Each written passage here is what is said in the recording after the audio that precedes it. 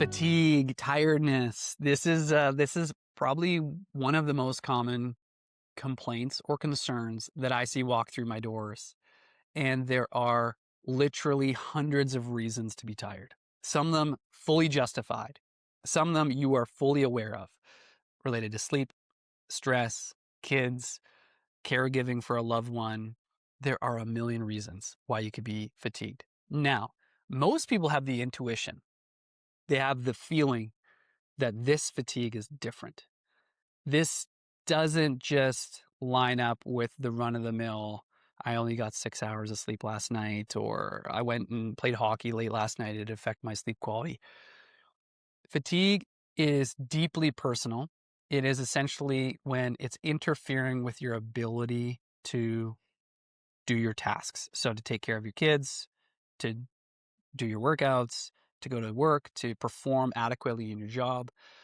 There's energy requirements for all of these things, right?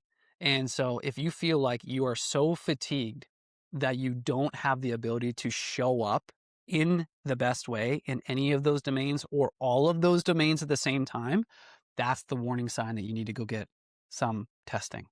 Could be related to iron deficiency, hypothyroidism, testosterone, cortisol dysregulations, sleep-wake cycles. There's a million reasons. And so I like to start with the basics and really understand when things change with my patients and dig into that as much as possible.